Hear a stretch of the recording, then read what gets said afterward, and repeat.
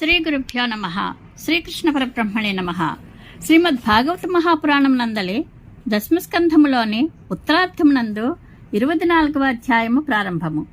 ఈ అధ్యాయంలో జరాసంధునిచే బంధింపబడి ఉన్న రాజులకు శ్రీకృష్ణుడు బంధ విముక్తి కలిగించి వారిని వీడ్కొల్పుట, తాను ఇంద్రప్రస్థమునకు చేరుట మొదలగు విశేష విషయములను తెలుసుకుందాము. శ్రీశుకుడు నుడివెను. పరీక్షిన్ మహారాజా జరాసంధుడు 20,008 మంది రాజులను యుద్ధమున అవలీలగా జయించి పర్వతలోయల గల ఒక కోటలో బంధించి ఉంచెను. శ్రీకృష్ణుడు వారికి అందరికీ బంధ విముక్తి కలిగింపగా వారు బయటికి వచ్చిరి. వారి శరీరములు వస్త్రములు మలినములై ఉండెను. వారు ఆకలి దప్పులతో నకనకలాడుచుండిరి. ముఖములు వాడిపోయి ఉండెను. బంధింపబడి ఉన్న కారణముగా వారు కృషించి ఉండిరి. నీలమేఘశ్యాముడు పట్టుపీతాంబరములను ధరించి ఉన్నవాడు శ్రీకృష్ణుని దర్శించి వారు పరమానంద భరితులైరి. అప్పుడు ఆ ప్రభువు చతుర్భుజములయందు గదా శంఖ చక్ర పద్మములతో శోభిల్లుచు వక్షస్థలమున శ్రీవత్స చిహ్నముతో విరాజిల్లుచుండెను. ఆ స్వామి నేత్రములు పద్మగర్భముల వలె కోమలములై అరుణకాంతులతో అలరార్చుండెను. ముఖము ప్రసన్నమై మనోహరముగా ఉండెను. మకరకుండలములు కాంతులను విరజింపుచుండెను. ఆ స్వామి యొక్క కిరీటము, హారములు, కడియములు, కటిసూత్రము, కేయూరములు మిలమిల మరైచు మనోజ్ఞముగా ఉండెను. కంఠమునందలి కౌస్తుభమణియు వనమాలయు కాంతులేనిచుండెను. ఆ పరమపురుషుని అందచందములను ఎంతగా దర్శించినను తనివి తీరక వారు తమ నేత్రములన్నిటి దోసిళ్లతో త్రాగుచున్న వారి వలె పరవశించిపోవచుండెరి. ఆ అద్భుత సౌందర్యము వారికి చెవులూరించుచుండెను. ఆ స్వామి యొక్క దివ్యదేహ పరిమళములు వారికి ఘ్రాణతర్పణములై ఉండెను. వారు తమ మనస్సులలో ఆ ప్రభు యొక్క ఆలింగన సుఖానుభూతిని పొందుచుండెరి. ఆ పురుషోత్తముని దర్శన భాగ్యంతో వారి పురాకృత పాపములన్నీను తొలగిపోయెను. అంతటా వారు ఆ పరమాత్మని పాదపద్మములకు శిరసా ప్రణమిల్లిరి. ఆ నందనందనుని దర్శనము వలన పొందిన ఆనందములో ఇంతవరకును చెరసాలలో నగ్గిన వారి యొక్క క్లేశములన్నీ మటుమాయములయ్యను. అంతటా రాజులు అంజలి ఘటించి వినమ్రులై ఆ పరమపురుషుని భక్తితో ఇట్లు కీర్తించిరి. దేవదేవ, నీవు ప్రపన్నుల ఆర్తిని హరించుచుందువు. శాశ్వతుడవు. శ్రీకృష్ణ, జరాసంధుని వలన కలిగిన బంధనములన్నీను నీ అనుగ్రహమున తొలగిపోయెను. జనన మరణ రూప సంసార చక్రంలో పడి విలవిలలాడుచు నీ పాదకమలములను శరణుజొచ్చిన మమ్ములను ఈ ఊబి నుండి రక్షింపుము. జగన్నాథ, మధుసూదన, మేము ఈ మగధరాజుకు జరాసంధుని యందు ఏ విధంగానూ తప్పు పట్టుటలేదు. ప్రభు, రాజుల మాకు కలిగిన రాజ్యభ్రష్టత వలన నీ అనుగ్రహమే లభించినది. దేవా, నీ మాయామోహములో చిక్కుకొనిన వారు అనిత్యములైన ఈ సంపదలనన్నింటినీ శాశ్వతములని భ్రమపడుచుందరు. అందువలన రాజ్య సంపదలచే మదోన్మత్తులై ఉన్న రాజులు నీ కృపకు పాత్రులుగారు. కనుక వారికి ఎన్నడనూ శ్రేయస్సు కలగదు. మూర్ఖులు ఎండబావులను చూచి జలాశయముగా భ్రమపడుచుందరు. అట్లే ఇంద్రియ సుఖలోలురైన అజ్ఞానులు పలు విధములైన మనోవికారములను కలిగించినట్టి మాయను నిత్యముగా భావించుచుందరు. ప్రభు, ఇదివరలో మేము ఐశ్వర్య మదోన్మత్తులమై కన్ను మిన్ను గానక అత్యాశలో పడి ఈ భూమండలమును జయించుటకై పరస్పరము పోట్లాడుకొంటిమి. మేము అతి క్రూరులమై మా ప్రజలను మేము చంపుకొంటిమి. ఆ విధముగా గర్వితులమై మేము మా ఎదుటనే మృత్యురూపుడవై ఉన్న నిన్ను ఏమాత్రము గుర్తింపమైతిమి. కృష్ణ, కాలగతి గంభీరమైనది, అతివేగముగా సాగిపోవునట్టిది. నీవు కాలస్వరూపుడవు, అనంత శక్తిశాలివి. తత్ప్రభావముననే మేము మా రాజ్య సంపదలను కోల్పోయి నిర్ధనులమైతిమి. దీనిని కూడా నీ అనుగ్రహ ఫలితముగానే భావింతుము. ఇప్పుడు మా దర్పమంతయును నశించినది కనుక నీ పాదపద్మములను ఆశ్రయించి నిన్ను స్మరించుచున్నాము. ప్రభు, ఈ శరీరము అనుక్షణము శిథిలమగుచుండును. ఇది రోగాల పుట్ట. దీని ద్వారా అనుభవింపబడు భోగములు కూడా మృగతృష్ణ వలె మిథ్యయే. కనుక మాకు ఈ భోగాభిలాష ఎంతమాత్రమూ లేదు.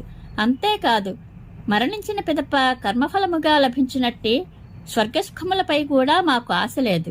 అవి కేవలము ఆకర్షణీయమైనవి, నిస్సారమైనవి, వినుటకు మాత్రమే ఇంపుగా నుండును.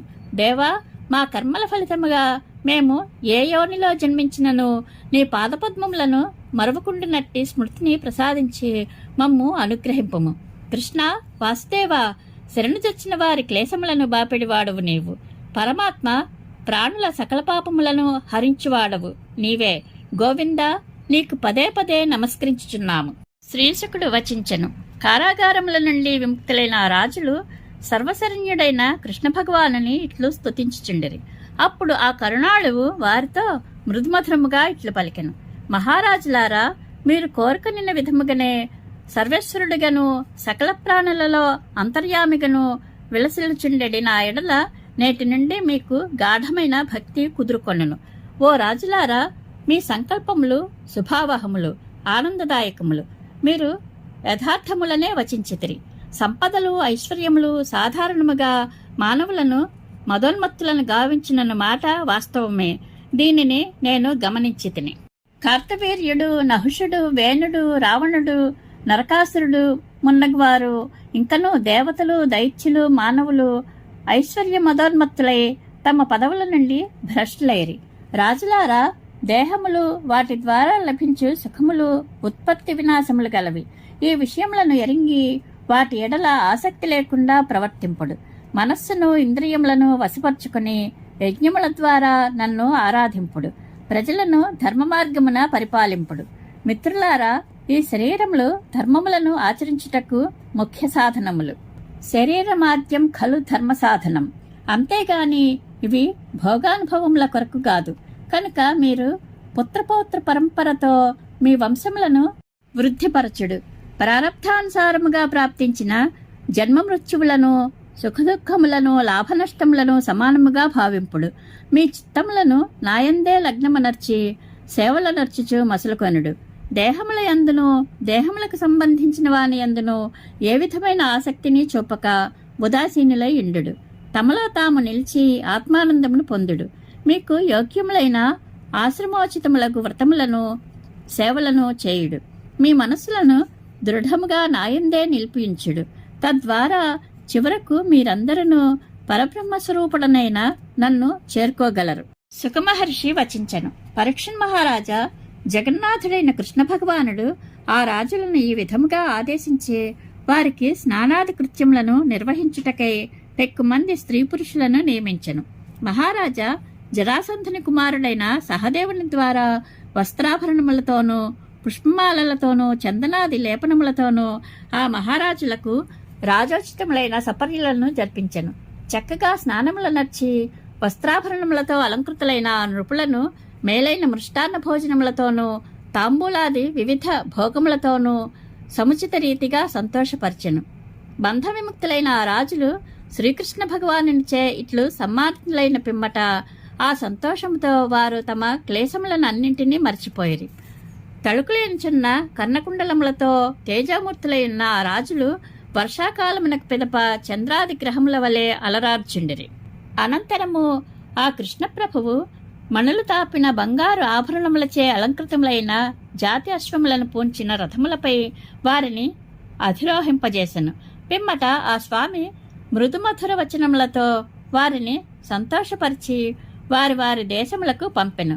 మహాత్ముడైన శ్రీకృష్ణునిచే తీవ్ర క్లేశముల నుండి బయటపడిన ఆ రాజులు ఆ జగన్నాథుని యొక్క రూపగుణములను దివ్యలీలలను ధ్యానించుచు తమ తమ నగరములకు చేరిరి.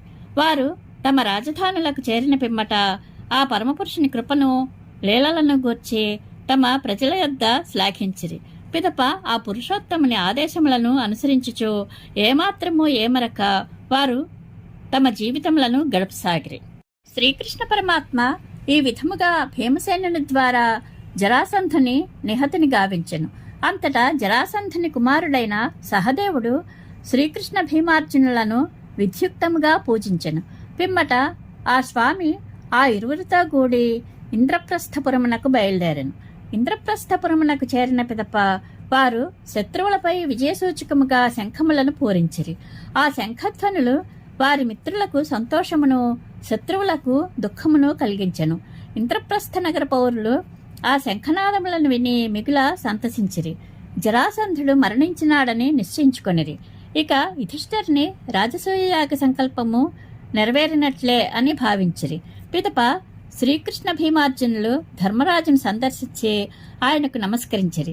తామునర్చిన వీరకృత్యములను జరాసంధుని హతమార్చిన రీతిని ఆ యుధిష్ఠిరునకు సమగ్రముగా వివరించిరి. ధర్మరాజు శ్రీకృష్ణుని అనుగ్రహమున లభించిన విజయమును గూర్చి విన్నంతనే ఆయన హృదయము భక్తిపరవశమయ్యెను. నేత్రముల నుండి ఆనందాశ్రువులను రాల్చుచు అతడు ఏమీయో మాట్లాడలేకుండెను. ఇది శ్రీమద్ భాగవత మహాపురాణమునందలి దశమస్కంధంలోని ఉత్తరార్థమునందు 24వ అధ్యాయము సంపూర్ణము. శ్రీకృష్ణానుగ్రహ ప్రాప్తిరస్తు. శుభం భూయాత్.